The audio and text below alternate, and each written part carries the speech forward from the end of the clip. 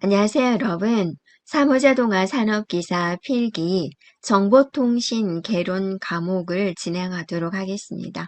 먼저 우리가 정보통신이란 무엇인지 전반적인 개요에 대해서 살펴보겠습니다.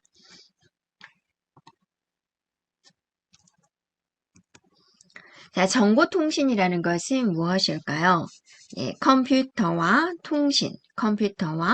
통신 기술의 결합에 의해서 통신 처리 기능, 정보 처리 기능, 또 정보에 대한 변환, 저장, 이런 과정이 이제 추가된 형태의 통신이 되겠습니다. 그래서 A라는 사람과 B라는 사람이 뭔가 주고받고 한다. 이게 이제 하나의 통신이 되죠. 그래서 과거에 아날로그 방식인 전화는 단순하게 음성 전달에 의미를 두었죠. 근데 지금은 데이터 통신 시대잖아요. 그래서 컴퓨터에 의한 데이터 처리까지 가능한 이런 디지털 방식의 통신이 됩니다. 그러면 A와 B 사이에 통신을 하겠다. 그러면 우리가 이제 가장 기본적으로 뭐가 있어야 되나요? 사람이 있어야 되겠죠? 정보원, 보내는 사람. 그 다음에 수신원, 받는 사람. 뭘 통해서 갈 거냐? 매체, 즉 통신 회선이 되겠죠? 통신 회선의 종류도 정말 많습니다. 그래서 어떤 통신 회선을 통해서 주고받고 할 거냐 이런 것들이죠. 이제 그래서 통신의 3요소가 있었고요. 데이터 통신 시스템의 주요 발달 과정을 한번 살펴보면은 어떤 식으로 발전을 했을까 보면 자, 첫 번째 SHE라고 보이죠? 네. 자, 이거는 세미 오토매틱이에요. 즉 반자동인 거예요. 그래서 세계 최초의 데이터 통신 시스템이다라고 하고요. 그래서 이것의 목적은 뭐냐면 우리가 이제 보초를 쓴다라고 하죠. 그래서 누가 쳐들어오나라고 보초를 쓰는데 누가 비행기 날라오나 그런 보초를 쓰잖아요. 그래서 굉장히 보초 쓰는 게 힘들죠. 잠도 못 자고. 그래서 적군을 탐지를 신속히 하기 위해서 만들었다라고 하고요. 다음에 SABRE는 세계 최초의 상업용 데이터 통신 시스템입니다. 그래서 여기서 있는 B가 이제 비즈니스가 됩니다. 그리고 이제 아파넷이다라고 하면 이것은 인터넷의 기원이 되는 거예요. 그래서 한 대의 컴퓨터에서 뭐 미사일 발사 프로그램이 있는데 그게 고장나면 어떡하지? 걱정되잖아요. 그래서 한 대의 컴퓨터를 연결하고 또 연결하고 해서 네 대의 컴퓨터를 연결해서 망으로 구축을 한 것이 인터넷에 대한 기원이 되겠습니다. 네, 그리고 이제 알로하가 있는데요. 이거는 이제 1970년도에 하와이 대학교에서 개발된 무선통신에 대한 네트워킹 시스템이에요. 그래서 이것은 이제 여러 곳의 섬에 분산된 컴퓨터 시스템을 연결하는 것이 주 목적이 되는 부분이고요. 그다음에 SNA가 있습니다. 이거는 데이터 통신 시스템에 대한 표준화가 시작된 부분이 되겠습니다. 네, 자, 그러면 이 정보 형태에 따른 통신 서비스에는 어떤 것이 있을까? 자, 우리가 지금 데이터 통신을 하고 있죠. 그래서 이거는 어떤 숫자, 문자, 이런 것을 디지털 형태로 전송하는 서비스를 말을 합니다. 예를 들면 이제 이메일 획기적이었죠. 그다음에 음성 통신이다. 그러면 우리가 이제 전화로 음성을 전달을 하죠. 그래서 전화망을 통해서 음성을 전달하는 통신이에요. 그래서 이제 이런 경우가 있죠. 음, 전혀 이제 친구들하고 잘 다니다가 남친 여친을 사귀면 그때부터 이제 전화세가 비용이 엄청나게 많이 부과가 되죠. 네, 그런 경우가 있습니다. 그래서 음성을 이용한 전화망을 이용한 전달 방식, 음성 메일, 음성 응답 서비스 이런 게 있고, 자, 이미지 통신입니다.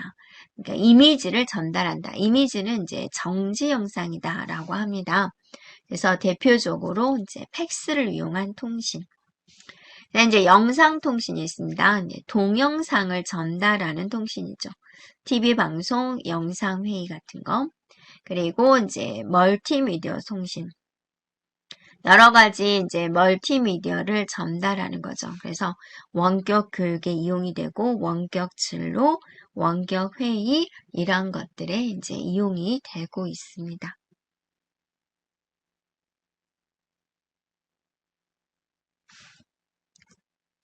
네, 정보통신 시스템에 대한 특징을 살펴보겠습니다. 정보통신이 이루어짐으로써 어떠한 이제 좋은 점이 있고 가지고 있는 특징은 무엇일까라는 겁니다. 고속이다, 고품질이다, 상식적인 내용이죠. 옛날에 말로 물건을 뭔가 소식을 전달하던 시대에 비하면 지금은 굉장히 메신저라든지 이메일이라든지 이런 걸로 인해서 굉장히 고속인 거고 고품질에 대한 전송이 가능한 거죠. 그래서 뭐 이미지 같은 거 보낼 때에도 한계가 있어서 해상도가 제대로 보내주지 못했는데 지금은 이제 품질이 굉장히 좋아져서 그러한 전송이 모두 가능하다라는 거. 고도의 오류 제어 방식으로 시스템에 대한 신뢰도가 높다라는 거예요. 그래서 우리는 신뢰도다라고 한다면 항상 정확한 것이 유지돼야 되는 걸 말을 하죠. 그래서 뭐 문제를 빨리 풀긴 하는데 답이 다 틀려요. 답이 다 이상한 결과값을 보여줘요. 그럼 이 시스템에 대한 신뢰도는 뚝뚝 떨어지게 되는 거죠. 자, 통신 시스템에 있어서 절대로 오류가 없어야 되죠. 내가 간직하고 있는 것을 상대방에게 전달하는데 이 전달하는 과정에서 굉장히 많은 일이 일어날 수가 있습니다. 뭐 도청이라든지 뭐 해커 침입이라든지 또는 그렇지는 않았지만 주변의 상황에 의해서 뭐 점이 하나 들어왔다든지 이거죠. 며느리가 시어머님한테 어머니 설날이 멀지 않아 찾아뵙겠습니다. 그런데 얘가 어자가 아자로 바뀌어버린 거예요. 좀 난리 났겠죠. 이런 식으로 되면 안 되는 거죠. 그래서 오류가 생기면 안 되니까 이 시스템에서 오류가 생기지 않나라고 늘 감시해야 되죠. 그리고 이런 거죠. 여러분이 여기가 이제 구름다리다라고 생각을 하고 여기를 이제 지나가게 되는데 갑자기 이 다리에 10,000명이 몰렸다. 그럼 이 다리가 무너지게 되잖아요. 그러면 이제 인원수 제한을 하는 거죠. 한 번 지나갈 때 최대 몇 명 이렇게 사고가 나지 않으려고 여기서 인원수 체크를 하기 위해서 사람이 제어하듯이 데이터 전송되는 데이터 양도 너무 많은 게 하면 먹통이 되잖아요. 그래서 그러한 것도 잘 조절을 하고 있습니다. 그래서 혹시나 오류가 나면 어떡하지? 라고 해서 항상 지키고 있고 또 오류가 발생이 되면 빨리 처치를 할 수 있는 그런 상태가 되어야 돼요. 그게 오류 제어 방식입니다. 그럼으로써 이 시스템은 절대로 사고가 안 나군, 신뢰도 좋군, 이렇게 이제 가져가는 거죠. 대형 컴퓨터, 대용량 파일을 공동으로 이용할 수가 있습니다. 네트워크 구축이 되면서 우리는 많은 사람들과 서로 공용의 공간에서 파일을 주고받고 할 수도 있죠. 그리고 분산 처리가 가능하다. 분산 처리다 그러면 서로 일을 나눠서 처리하는 거예요. 자, 지금부터 이만큼만 일을 처리를 해야 되는데요. 그러면 이 컴퓨터들이 붙어가지고 같이 처리하는 거죠.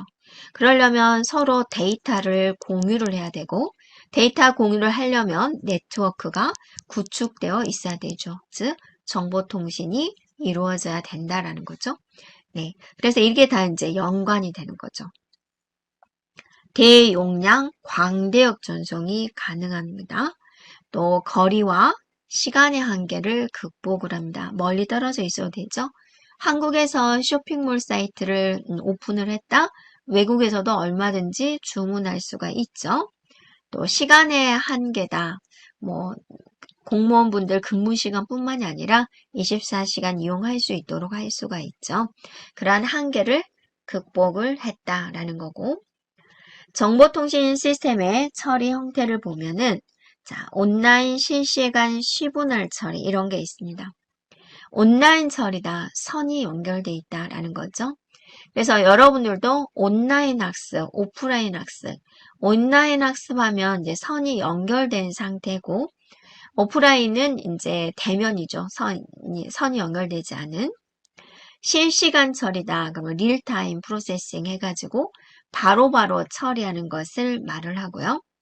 시분할 처리다. 그럼 타임 쉐어링 해가지고 시간을 분할해서 처리하는 거야. 우리가 시험 공부를 할 때도 국어, 영어, 수학 시험이 내일 있습니다. 그럼 A라는 학생은 국어 공부 다 하고 영어 공부 다 하고 수학 공부 다 하고 이런 학생이 있고 어떤 학생은 시간을 쪼개죠. 국어 1시간, 영어 1시간, 수학 1시간. 국어 1시간, 영어 1시간, 수학 1시간. 국어 1시간, 영어 1시간, 시간 1시간. 어떤 게 더 효율적인 것은 이제 각자 개인별로 다르죠. 자, 자격증 시험에서는 과목당 과락이 있기 때문에 이게 더 현명할 것 같아. 일단 과락을 피해야 되니까. 이처럼 시간을 분할해서 처리하는 게 시분할인데 우리는 인간이기 때문에 1시간, 1시간, 1시간 있지만 컴퓨터는 엄청나게 빠르죠. 1초도 아니고 10억 분의 1초 단위로 처리를 하기 때문에 그러면 외부에서 봤을 때는 이 시스템은 세 가지를 동시에 하는군. 이 넘어가는 것을 우리 인간이 감히 못 느끼는 거죠. 예, 그래서 이제 더 좋게 보는 거죠. 그래서 이런 정보통신 시스템의 처리를 응용을 해가지고 온라인 실시간 처리 방식, 이게 온라인으로 실시간으로 처리하는 거예요. 자석 예약 같은 거, 예매 같은 건 바로바로 처리가 돼야 되고 사용자가 처리한다, 예약한다고 했을 때 또 저쪽에서는 주인께서는 바로 처리를 해줘야 되는 거죠. 그래야지 중복으로 예약하는 일이 없겠죠. 그다음에 온라인 일괄 처리, 일관 처리다, 배치 처리다, 한꺼번에 모아서 처리하는 그런 방식이 되겠습니다. 네, 정보통신 시스템의 구성에 대해서 볼 건데요. 이거는 이제 정말 중요한 부분이고요. 자, 여기서부터는 이제 여러 가지 전문 용어들이 나오게 될 거고요. 또 약자도 많이 나오게 돼요. 그래서 이제 조금 어려워하는 부분입니다. 정보통신 시스템을 한번 나눠봤어요. 어떻게 구성할 수가 있을까? 그러면 크게 전송계와 처리계로 나눌 수가 있습니다. 정보통신 시스템이에요. 처리계는 딱 하나밖에 없어요. 컴퓨터. 그래서 이건 그렇게 중요하진 않죠. 네, 종류가 하나밖에 없으니까. 우리가 중점적으로 볼 것은 데이터 전송계요. 자, 처리하는 거, 데이터를 처리하는 것은 누가 하나요? 컴퓨터가 하는 거예요. 네, 처리계는 컴퓨터 하나만 들어오게 되는 거죠. 전송계에는 이러한 것들이 들어오게 됩니다. 그래서 일단은 보면 단말장치, 신호변환장치, 통신회선, 통신 제어장치 이렇게 필요하게 되는데요. 여기서 보면은 이런 거죠. 통신이다라는 것은 A가 B한테 뭔가 넘겨주는 거죠. 뭘 통해서 넘겨줄 거냐? 그게 바로 뭐가 되는 거예요? 매체가 되는 거죠. 매체를 통해서 갈 거다라는 건데 그래서 이 단말장치 A라는 지점에서 이제 B한테 뭔가를 넘겨주는데 왜 이렇게 복잡할까라는 겁니다. 뭐를 생각해야 되냐면 이 A에서 나오는 것은 컴퓨터잖아요. 그러니까 이제 디지털 형태든 아날로그 형태든 이게 있을 거예요. 근데 이 매체가 종류가 많아요. 크게 아날로그 회선이 있고요. 그 다음에 디지털 회선이 있어요. 내가 아날로그 회선을 지나가겠다. 그러면 거기에 맞는 형태로 바뀌어야 되는 거고, 디지털 회선을 통해서 지나가겠습니다. 그러면 이 디지털 회선에 맞게 변경이 되어야 되는 부분입니다. 그래서 여기 나온 매체가 이 형태대로 바뀌고 이 끝나는 지점은 또 원래의 형태로 바뀌고, 그러니까 디지털 회선으로 가서 끝나는 지점에서는 디지털 형태로 바뀌고 있어야 되겠죠? 그래서 이게 이제 회선이 되는 거죠. 이 회선을 지나가기 전에 형태를 바꿔줘야 돼요. 그게 신호 변환 장치예요.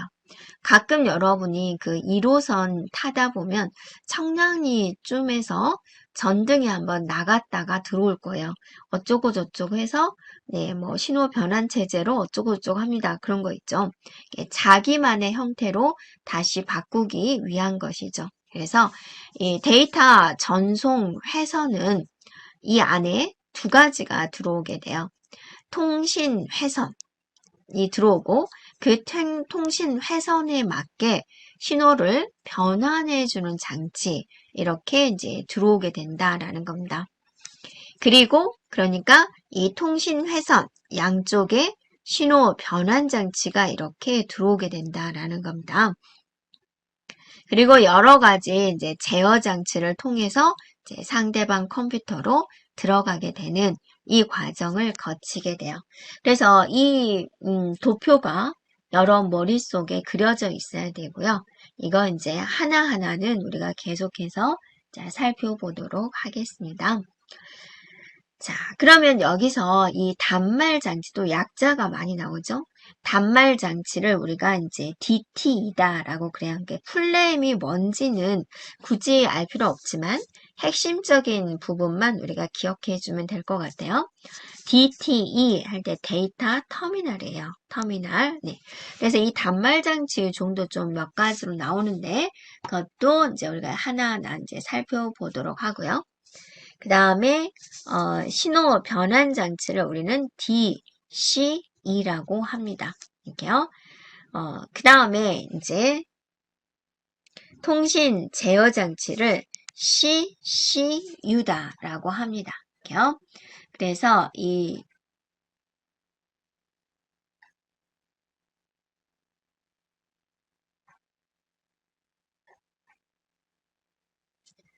자, 여기서 이제 두 번째 있는 C가 제어한다, 컨트롤한다. C는, 첫 번째 있는 C는 이제 커뮤니케이션 컨트롤 유닛이다. 이렇게 하는데요. 이게 문제가 이게 한글로 친절하게 번역을 해서 문제가 나오는 경우도 있지만, 이렇게 이제 약자를 주어지면서 어쩌고 저쩌고 질문하는 경우도 있어요. 그래서 약자를 기억을 해주면 되겠습니다. 그래서 이제 또 이런 거죠. 여기서 보면은 신호 변환 장치를 보면 여기서 들어온 데이터가 디지털이다. 디지털 회선이 디지털이다. 이게 디지털 신호가 들어오는데 아날로그 형태로 바뀌어진다. 그럼 이제 다시 또 이제 원래대로 이렇게 바뀌어줘야 되는 거. 또 아날로그가 들어왔는데 디지털 형태로 이렇게 원하는 형태로 바뀌는 거. 이런 이제 다양한 형태가 있어요. 그게 이제 신호 변환 장치가 되고 종류도 여러 가지가 있다라는 겁니다. 자, 그래서 통신 시스템의 구성 요소를 처음부터 끝까지 본다면, 자, 단말 장치 있었죠? 전송 회선 있었죠? 이 전송 회선 안에는 뭐가 들어간다고요? 신호 변환 장치와 통신 회선이 들어간다.